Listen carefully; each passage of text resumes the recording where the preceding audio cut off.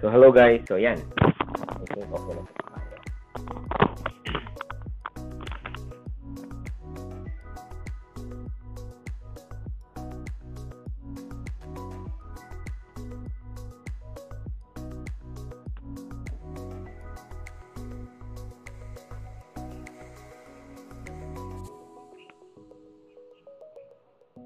So, today,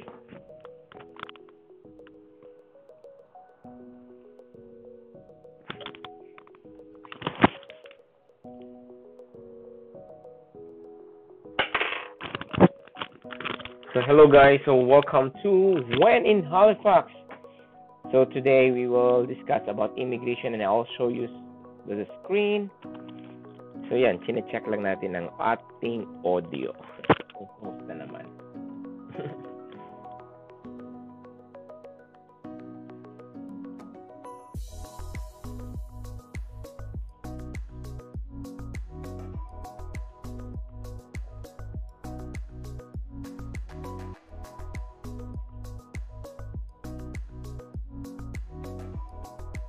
Yun. Alright. So, maganda yung audio natin. And yan, welcome to everyone and welcome to When in Halifax. So today, as I promised, we were going to have an online streaming all about immigration. So on previous, I think 3 or 4 live stream, we discussed all about Wi-Fi marketing and we shared about our business. So today, it will be more all about immigration. So yan. So ayan, nandyan na po yung ating muka. So yun. Yan, sineset up lang po natin. Give me another few minutes guys to settle. So yan. So anyway guys, so hindi ko pa nabi-breakdown yung topic natin, but for now, I'm going to start with wrap up ng ating Canada.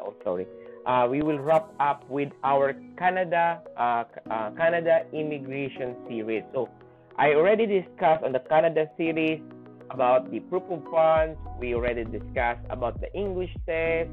I already discussed about the ano pa yung mga topic na i-discuss natin. So yun, proof of funds. So English test, another one I forget. Comparison of different visa. So yun. So ngayon I'm going to share to you guys my screen. So we will explore, join me as we explore about the Nova Scotia Nova Scotia provincial nominee. So yun ang explore natin. So samahan niyo ako mag-explore tayo dito ngayon. So yan.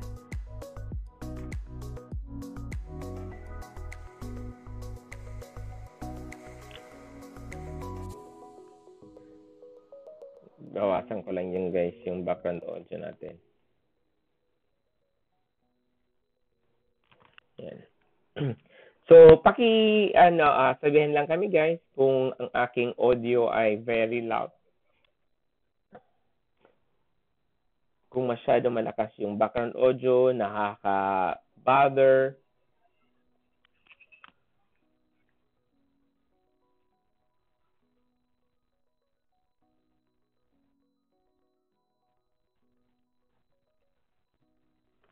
Kung nakaka-stop ang ating audio, sabihan lang po kami. Ay, sabihan lang po ako. Para may kasama ko dito, no? So yan.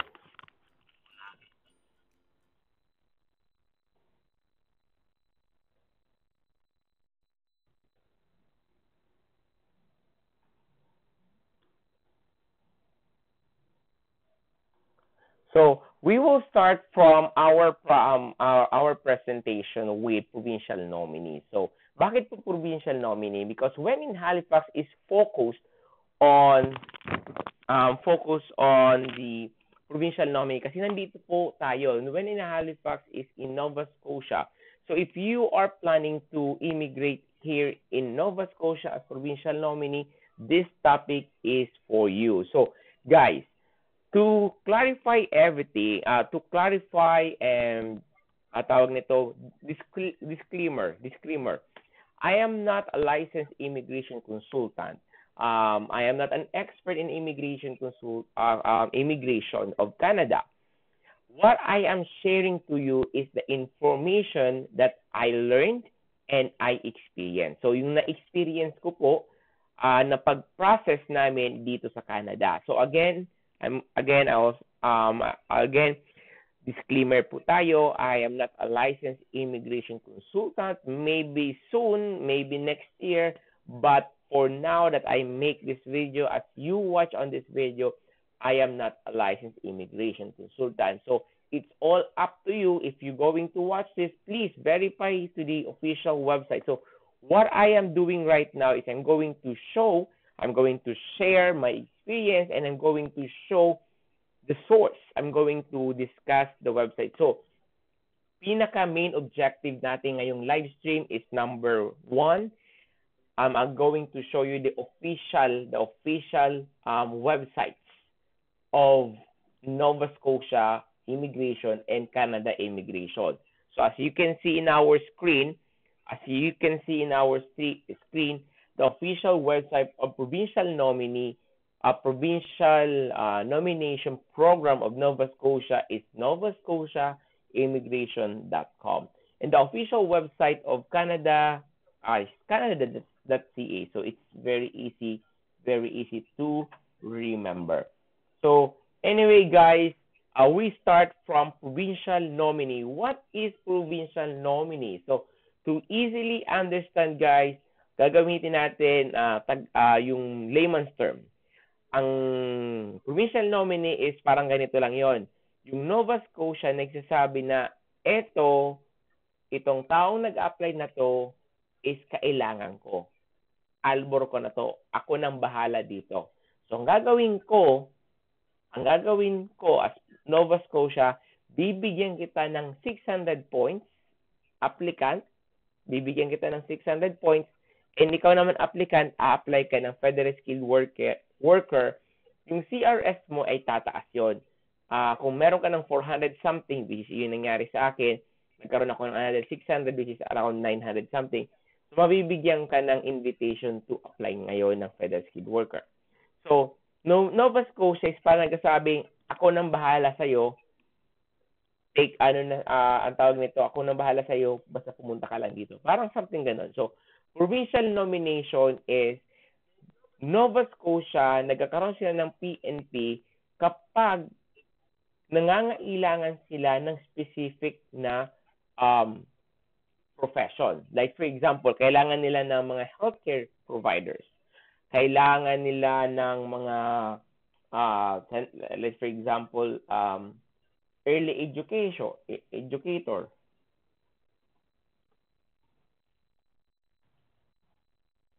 So, yan.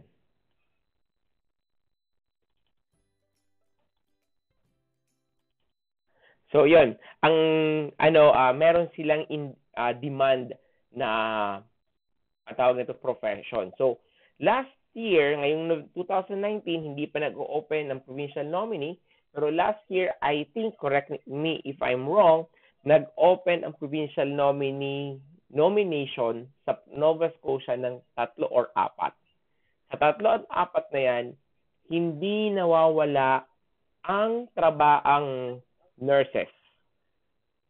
So, if you are a nurse, you have a big chance sa Nova Scotia. So, para sa akin, if I'm going to give you an advice, abangan nyo itong Nova Scotia. Kaya po ito, pinapakita ko sa inyo yung screen kasi abangan nyo itong website na to. Kasi itong website na to, dito mo makikita kung nag-open ang Nova Scotia Provincial Nomination. And palaging sa 4 na beses na nag-open ng 2018, palaging kasama ang nurses, ang registered nurses. So if you are dreaming to come here in Canada and you are a registered nurse, try to consider Nova Scotia Provincial Nomination. So yon. Alright, so tingnan natin if we have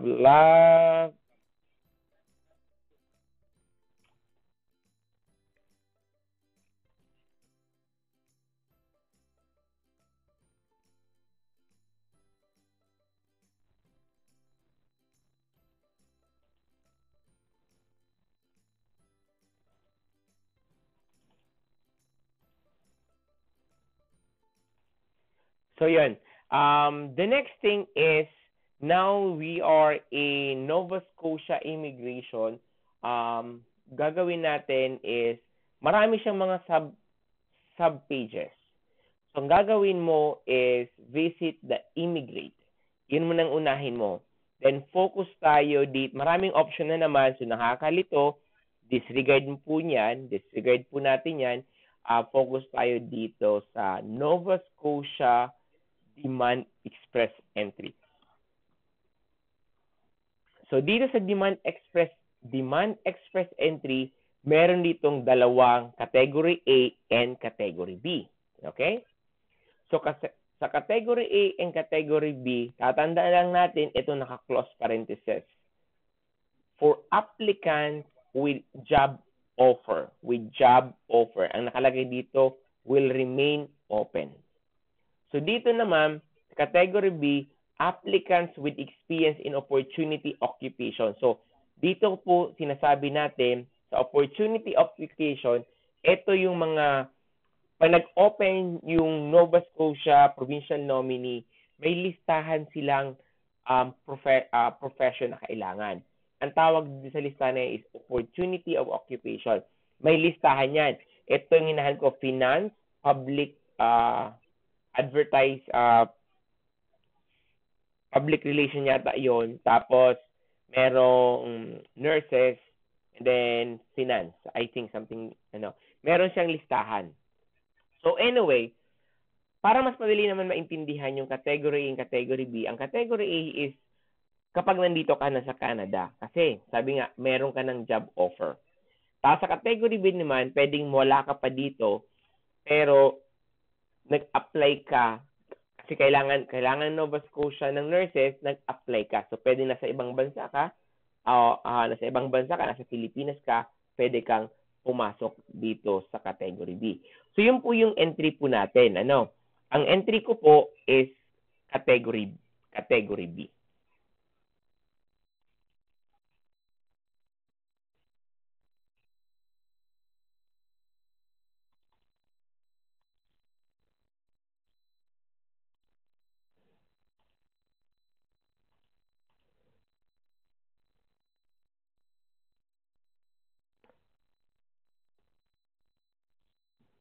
So ilan? Monitor lang tayo. Yon. So, sa category A, para i-highlight po natin, isa-isahin natin, So, if you are planning to migrate here in Canada under Nova Scotia provincial nominee, try to consider to check this every single day itong Nova Scotia immigration.com website. Then after, balik tayo. So, ito yung pinaka-advice ko. If you are planning to migrate here in Nova Scotia as provincial nominee, try to consider to visit every single day itong Nova Scotia immigration.com. So, for me, my best advice, gawin mo itong home page. So, every time ka nagbubukas ng Facebook, every time na nagbubukas ka ng web page, ito ang unang naglo-load. So, yan ang pinaka-advice ko sa inyo. Yun din po yung ginagawa ko. So, ngayon, gagawin natin, open to immigrate here, and punta ka dito sa Nova Scotia Demand Express Entry. With the Demand Express Entry, may dalawa po siyang category, which is Category A and Category B. Madaling tandaan, Category A and Category B. Sa Category A, para mas madaling maintindihan, ibig sabihin ng Category B is, wait lang guys, ibig sabihin ng Category A is nandito ka na sa Canada. Okay? So, nandito ka na sa Canada, kaya sinasabi for applicants with a job offer. Category B is, pwede ka mag-apply ng Category B, pwede nasa ibang bansa ka, nasa Pilipinas ka, as long as yung iyong profession, yung skills and experience mo nasa listahan nung nagpag-open nila ng provincial nomination. Kaya sinasabi dito, for applicants with experience in opportunity occupation. So for example, nag-open sila, naghahanap sila ng nurses, and sakto, registered nurse ka, at meron kang experience, pwede ka mag-apply sa category B. So ngayon, ang pinaka-advise ko sa iyo is to make sure that you make this as homepage. Itong page, itong address nito, novascotia.com/move-here-Nova Scotia Express Entry. Yun po yung kailangan mong i-save. Okay? So, category B right now is currently closed. Nakalagay po yan. Ito yung babantayan mo. Kasi itong section na to, itong hinighlight yung ito, sa category B nakalagay ito, will be open on, may date yon. So, kaya nga, ang advice ko sa iyo, on the first pa lang ng aking streaming is, make this as a bookmark. Gawin mo tong homepage. So, ngayon, balik tayo dito sa category A. Sa category A, meron siyang tinatawag na mga requirements. Sabi dito, you must. Ano? So, you must, ibig sabihin daw, dapat registered, meron kang CIC profile, dapat 67 points ka or 67 points or more on the Stream 6 selection factors. And ito, take note, have a job offer from Nova Scotia employer for full-time skilled work that lasts or at least 1 year after your permanent residence visa is issued. For a job offer to be valid and express and receive the points, employers usually need an LMA from ESDC, so there are few exceptions. So, para mas madaling maintindihan to guys, dapat daw po merong kang job offer. Dapat po nasa loob ka ng Nova Scotia. Dapat yung employer mo is Nova Scotia.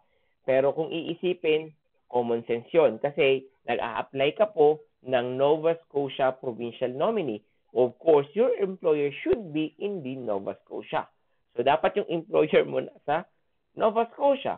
Kasi dito ka nag-apply for provincial nominee. Tama po ba? So, anyway, kailangan daw po full-time skilled work ka that lasts at least 1 year after permanent residence. So, ibig sabihin po, dapat po empleyado ka. So, dapat full-time kang nag-work. Full-time worker ka sa isang Nova Scotia employer. Pagbigay ng permanent resident visa mo, dapat po magstay ka at least 1 year. Dapat magstay ka at least 1 year after your permanent resident visa. For the job offer naman daw, kung mag-job offer ka, pwede kang pumasok sa under category A, pero dapat yung employer mo magbibigay ng LMA. Okay? So, ito usually category A na to, dito po yung usually ginagamit ng mga nag-student visa sa ibang probinsya, pumunta dito, naghanap ng trabaho, then paghanap ng trabaho, nakakuha ng full-time job, then naghintay sila at least a year na makakuha sila ng full-time job, then nag-apply sila dito sa category A. So, at least have a 1-year skilled work experience related to the job. So, sinasabi po natin, dapat po, kung in-applyan mo is let's say in-applyan mo is CCA, so dapat meron ka daw po at least 1-year skilled work experience related to that job. For Canadian high school credential or equivalent, so dapat meron ka din ICAS, and dapat din meron ka daw po ng English test. And of course, show enough financial resources to successfully settle in Nova Scotia. So, kailangan mo pa din ng proof of fund. The question is, how much kaya yung proof of fund na kailangan mo? So, tingnan natin mamaya. So anyway, let's go to the category B. Category B, to easily understand, ito yung mga mag-a-apply ng provincial nominee papasok dito sa Nova Scotia.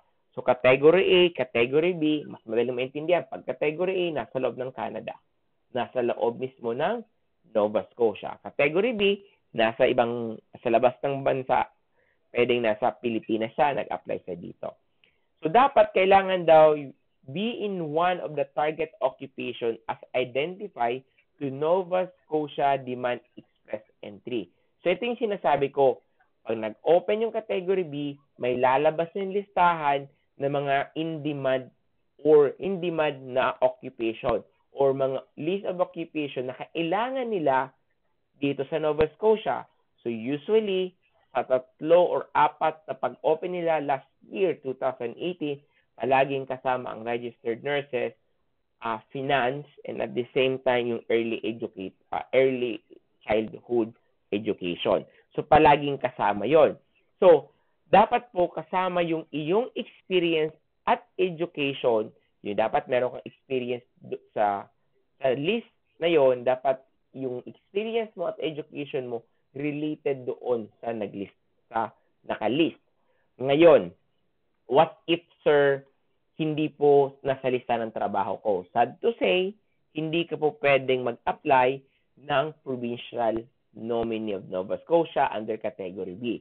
So dito, palaging natandaan, dapat yung skilled worker experience mo, yung education mo is dapat po sakto or nagbabangga or nagmamatch dun sa listahan na i-release nila. Kung wala po dun yung trabaho mo sa listahan, hindi ka po pwedeng mag-apply for provincial nominee category B. So dapat din po daw, same ng category A, dapat meron kang CIC profile and at least you have 67 points, pareho lang naman. And dapat po high school credential equivalent yung ICAS mo. Pero if you are a 4 years graduate, ICAS ako, yung 4 years graduate ko is equivalent for 3 years bachelor. So dapat din po meron kang CLB7. So sabi nga natin, if you are planning to migrate here in Canada, you should take the IELTS and aim the highest score as possible. Palagi ko yung sinasabi po sa inyo. And dapat daw po meron kang enough resources. So dito, ang kagandahan dito sa novascotiaimmigration.com, ang na-appreciate ko dito is very detailed. Hindi po siya ganoon ka-komplikado kumpara mo sa canada.ca na very complicated. Oh my God, ang hirap i-navigate ng canada.ca. Pero dito sa novascotiaimmigration.com, madali lang siya.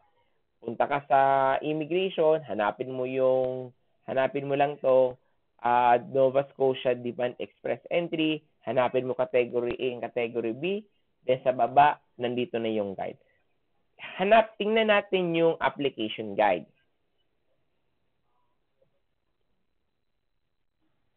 So dito, gusto kong pakita sa inyo guys, even hindi po ako maggawa ng presentation, ang gusto kong ipakita sa inyo dito sa live natin is lahat ng information na kailangan mo ay nasa website. Ang kagandahan lang po nito is, na sa ginagawa ko is, napipilitan kang basahin or tingnan kasi pinipresent ko. Pero, kung wala ka talagang time at if you don't have the time to research, ako sa tingin ko, you go for immigration consultant. Para sa akin Pero if you have enough time and medyo tight ang ating budget, try to do it yourself. Kaya naman Pero kung umaapo ang pera mo, sobra-sobrang pera mo, tapos wala kang time mag-research, go for immigration consultant. So, anyway, isa-isahin lang natin to.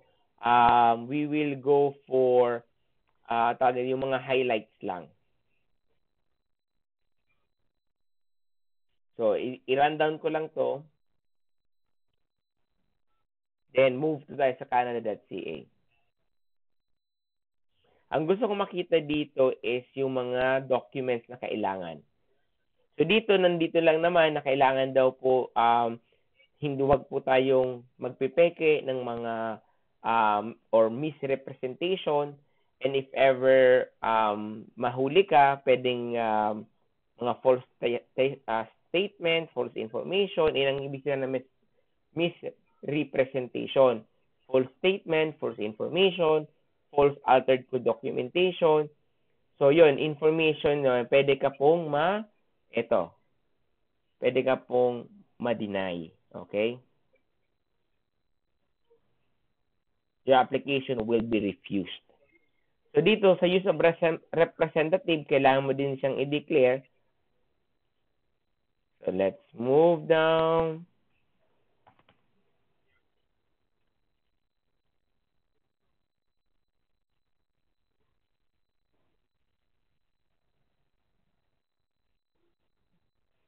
So, dito sa do not apply, ito ang pinaka-highlight natin na do not apply do not apply for Nova Scotia Express entry if you are, okay, individual who has received nomination under provincial nominee dated within the last 12 months. So, within the 12 months daw, nag-apply ka na ng Nova Scotia, hindi ka pwede mag-apply again ng another one. Intending to work in an occupation with an NOC level C and D. So, hindi ka pwede yung C and D. Ano ba yung C and D? Yung C and D usually, tingnan natin. So, wala tayong PowerPoint presentation pero meron tayong website.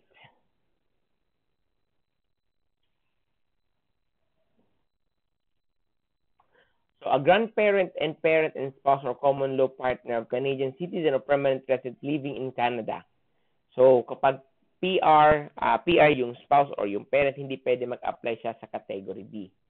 Not legally present in your current country of residence. So, ito sinasabi natin, not legally present in your current country of residence. So, if pala OFW ka, hindi ka pwede mag-apply. Kasi ito nakalagay, not legally present in your current country of residence.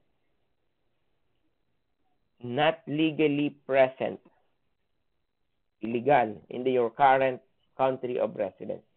In Canada, illegally, under removal order or prohibited entering, so ito mga nag-TNT, tapos walang mga dokumento, hindi pwedeng mag-apply for Canada express entry. Individual who does not have a legal status in Canada, ito mga nag-TNT din, if ever kung meron, hindi pwede itong gamitin as entry. International student who is currently studying at the Canada Post-Secondary Institution, so ito yung mga nag-aral, international student, hindi din pwede mag-anong category B. International graduate who has studied in Canada, those studies have been sponsored by agency or government who is contractually obligated to return to their country of origin. So ito yung mga nag-student na have been sponsored by agency pero contractually obligated to return. Kailangan magbalik. Federal postgraduate work permit, those occupant falls in category C and D. So again, naku-curious ako, ano yung category C and D? Na-discuss ko na to sa NOC. Individual with unresolved custody of child support, dispute affecting any independent. Individual whose job offer is not based in Nova Scotia. So if your job offer is not based in Nova Scotia, of course, sabi ka nga niyan, hindi po provincial nominee pinag-uusapan natin. Tapos, yung job offer mo nasa Montreal. So, parang logically, parang hindi po agma. Individual in Canada who is in a caregiver program. So, if you are here in Nova Scotia under caregiver program, hindi ka po pwede Nova Scotia provincial nominee. Passive investors, individual who intend to invest in Nova Scotia business with very limited or no involvement in the day-to-day management of the business. Yung nag-invest ka lang pero hindi ka po talaga nagtatrabaho or hindi ka nagmamanage, hindi ka pwedeng pumasok sa provincial nominee express entry. So, intending to start a business or be self-employed in Nova Scotia. So, hindi po pwede. Apase, yan. So, yan ang mga reason na hindi ka mag-apply, hindi ka pwede mag-apply ng Nova Scotia provincial nominee. So, category A, arranged employment in Nova Scotia. Arranged employment, ibig sabihin meron ka ng trabaho dito sa Nova Scotia. A valid job offer must be made by one employer. So, dapat isa lang. Dapat yung employer mo is nandito sa Nova Scotia. Kasi kung employer mo is nasa ibang province, hindi ka pwedeng pumasok dito sa Nova Scotia Express Entry, Provincial Nominee Express Entry. So, for continuous paid full-time work, at least 30 hours a week. So, that's the requirement. The requirement is dapat meron kang 30 hours a week na nagtatrabaho doon sa employer na yon para ma-consider ka as full-time. So 30 hours a week for bi-week 3, 6, 9, 12, 120 hours in a month ang kailangan mo magtrabaho. For work which is at least 1 year, your permanent resident visa is issued for, not seasonal, and the job that is skill 0, skill level A and B of 2016 National Occupation Classification. So yung job offer po, dapat na po pumasok sa category A, type 0, skills type 0, skills levels A and B ng 2016 NOC list. Okay? So yun po yung tatandaan, for job offer, for category A, kailangan po meron kang one employer here in Nova Scotia. Dapat continuous paid work po yun. Dapat nagtatrabaho ka po ng 30 hours a week or 120 a month hours. For work, dapat po empleyado ka pa rin after 1 year na ma-issuehan ka ng permanent resident. So halimbawa, ako, nabigyan ako ng permanent resident, dapat po after a year or magstay ako at least a year as full-time or dapat dun sa employer na yon. So category B, madali pong tandaan. Yung category B, at least 1 year of continuous full-time hours or equal amount part-time paid, you have at least 1 year continuous full-time. 1 year continuous full-time. So if you are a registered nurse, ang requirement lang po dito is 1 year 1 year continuous full-time and 1,560 hours or more or equal to part-time paid in the last 6 years opportunity of occupation. So, ibig sabihin guys, if you are planning to apply ngayong year 2019, bilang ka ng backwards na 5 years.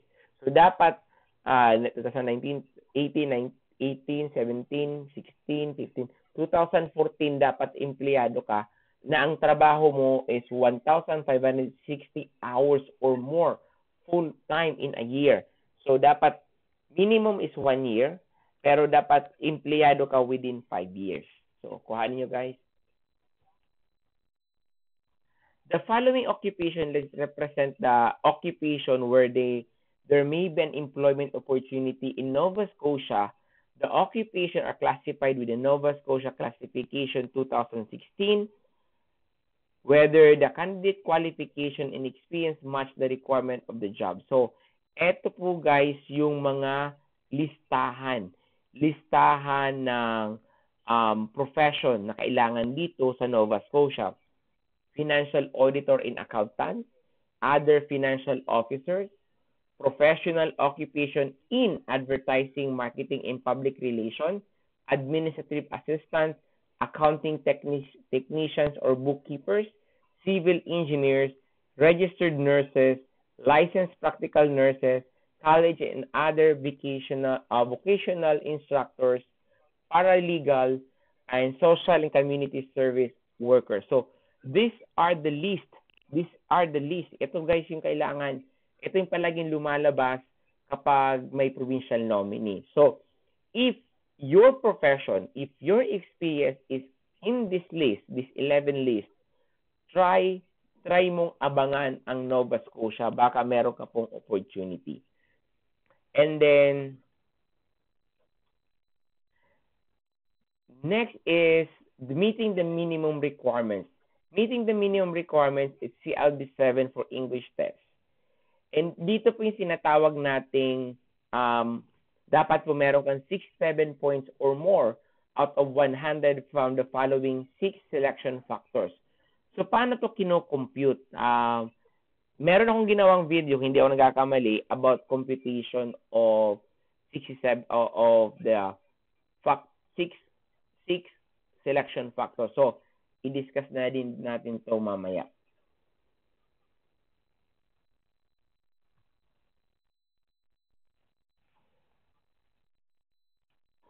Ang factor 1 naman is yung ECA.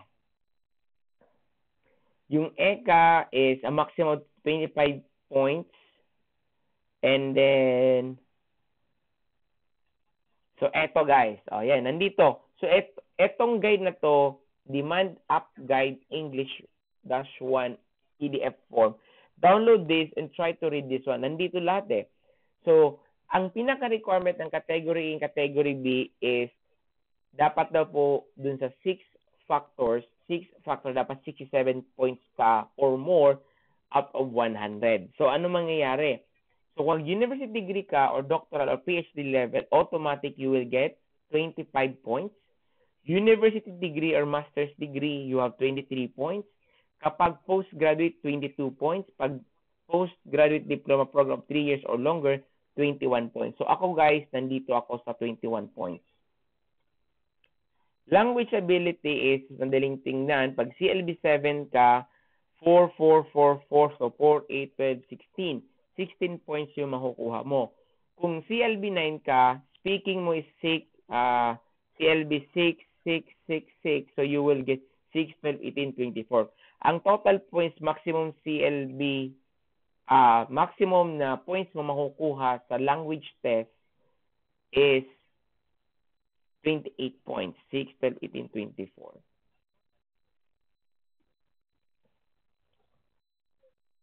Maximum for work experience is 15 points. So, paano niya kino-compute? Kapag above ka 6 years or more, automatic you will get 15 points. If 4 years ka, automatic 13 points. Sa edad naman is, kapag matanda ka na, mas mababa ang points. Pag bata ka pa, automatic you will get 12 points. So, 18 to 35, within 18 to 35, automatic you will get 12 points. So, eto, iba po ang CRS score, iba naman po yung 6 factors. Ang 6 factors is para ma-evaluate po kung talagang meron kang tsansa o wala. So, and then at the same time, ito yung requirement ng provincial nominee. So, factor number 5 is arrange employment in Nova Scotia, maximum of 10 points. So, tingnan natin kung paano siya kino-compute.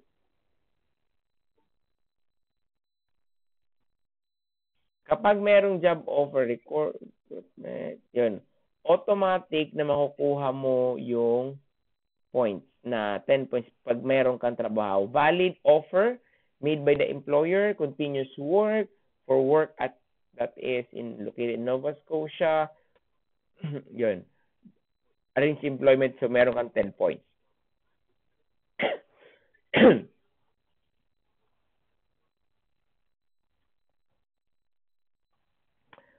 Ayan, adaptability naman, dito naman sa adaptability, arrange employment, principal applicant only, you earn 5 points, your previous study in Nova Scotia, kung nag-aral ka, you will have additional 5 points, your accompanying spouse or kasama mo yung asawa mo, additional 5 points, previous work in Nova Scotia, kung nagtrabaho ka dito, kung hindi, 0 points ka, accompanying spouse, yung kasama, yung kasama ay yung asawa mo nagtrabaho, additional 5 points yun.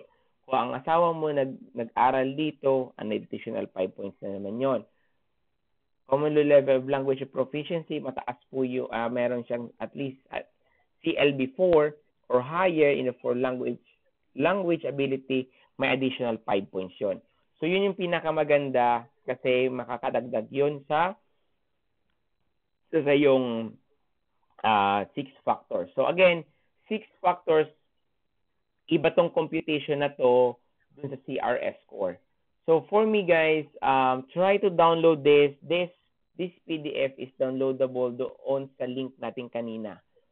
So, yun, basahin nyo lang. Na-wrap up ko na, nabigyan ko to ng example. So, if panoorin mo tong live stream na to, it's a 41 minutes live stream, so it's up to you.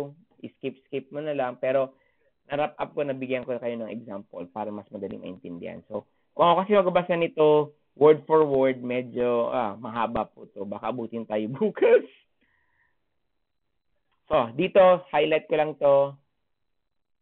Yan. Tap tayo ng for a minute. And we have 2 viewers right now.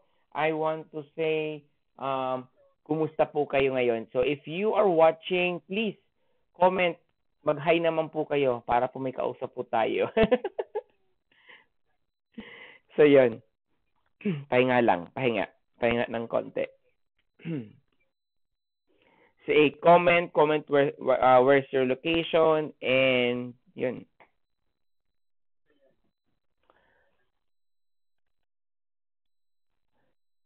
So let's move.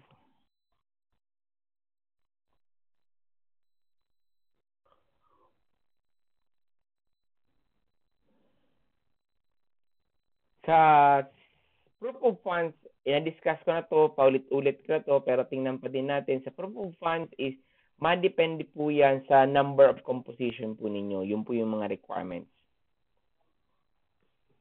So, proof of fund will depend always on the number of composition. Ito yung proof of fund ng skilled worker.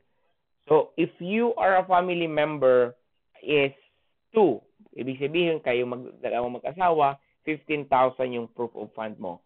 Pag tatlo kayo, ibig sabihin kayo na mag-asawa at meron kayong isang anak, 19,000. Kung 4 kayo, dalawang anak at kayong mag-asawa is 23,000. So, napag-usapan din natin yung proof of fund. Ano po ba yung mga kailangan mo sa proof of fund? Sa proof of fund, kailangan mo ng example is you can use equity or real estate as a proof of settlement fund.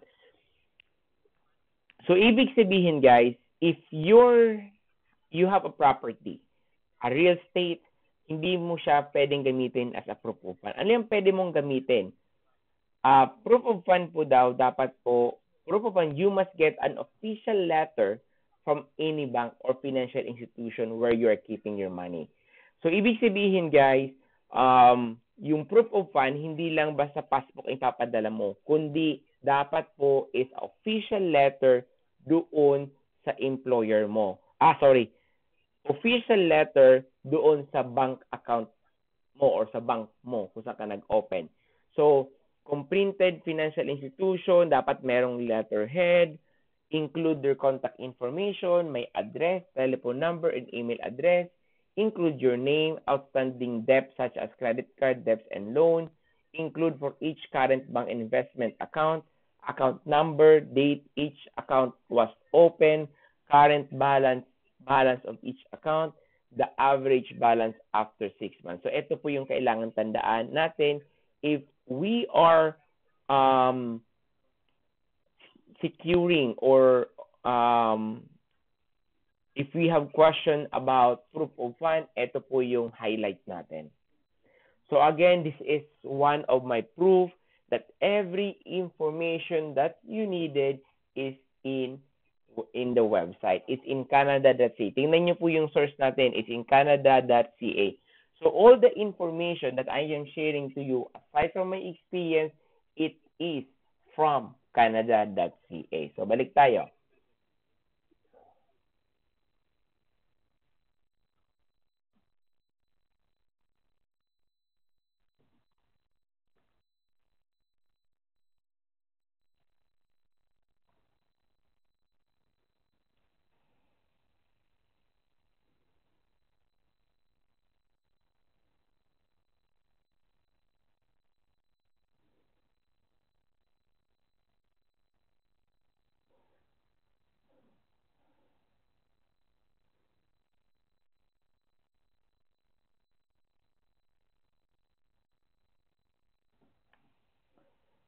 Then, after nyan, kailangan mo ng proof of funds and then, excuse me,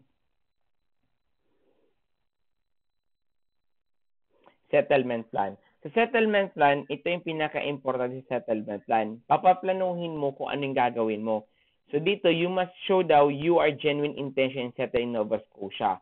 Your plan. You must provide a detailed explanation why you choose to settle permanently in Nova Scotia, what you feel Nova Scotia can offer to you and your family. Yun yung pinaka-importante. So, dito, pag-usapan din natin yung settlement plan. So, nagkakaroon ako ng idea habang nagla-live stream ako, I'm going to create a settlement plan as well. Tapos hanapin ko yung letter na ginawa ko para at least makita ko kung ano yung plano natin. Yung settlement plan ko. So, your highlight is all response must be in your own words. Yun yung pinaka-highlight.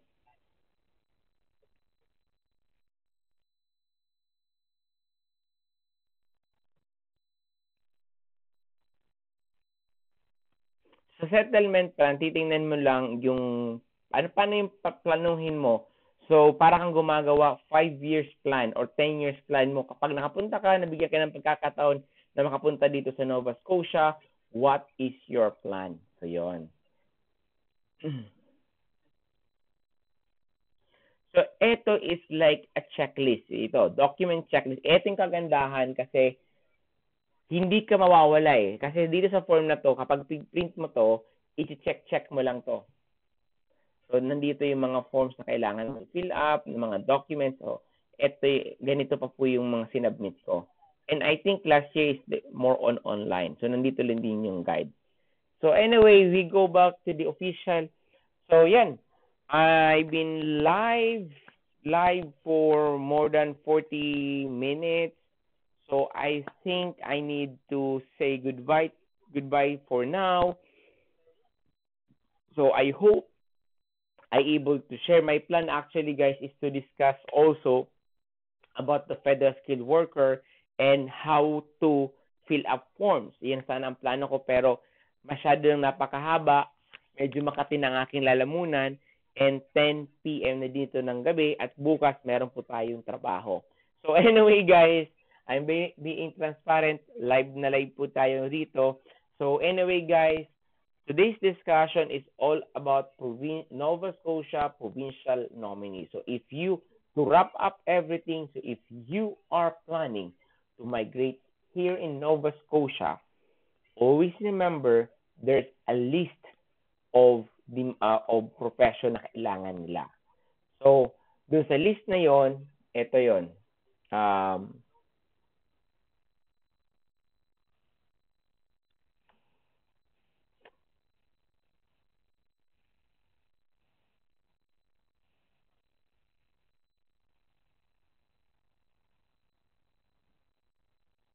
So, anyway, guys, again, to wrap up everybody, to wrap up everything, if you are planning to migrate here in Canada, try to consider Nova Scotia provincial nominee if your occupation, if your experience, if your education is pasok dito sa listahan na nakikita mo. So, ngayon kapag pasok na dito, kung nasa ibang bansa ka, okay? Kung nasa ibang bansa ka, dapat nandun ka sa bansa kung saan ka pinanganak. So, para to be safe. Correct me if I'm wrong, yung po yung pagkakaintindi ko, mag-apply ka dito kung nasa bansa kang kung saan ka nagre-reside, saan ka legal na pinanganak, country of origin, yun ang mas madali. Country of origin. So, if you're from the Philippines, dapat kung Pilipino ka, dapat nag-apply ka na dito ng provision nominee galing sa Pilipinas. So, anyway, yun yung mga kailangan tandaan. And then at the same time, dapat yung 6-factor points mo is a minimum of 67 or more out of 100. So, yun yung mga kailangan tandaan. So, anyway, guys, thank you very much for watching, supporting. Pagpasensyahan ninyo kung meron tayong mga topic na medyo big shift sa digital marketing. As my objective is ayokong i-give up, ayokong pabayaan ang When in Halifax. I want to continue. So instead of creating another channel na baka mapabayaan ko yung When in Halifax, dito ko na lang i-share yung mga business tips on how to grow your business, how to create a passive income. Sabi nga sa When in Halifax, sharing is caring. So thank you. Bye-bye.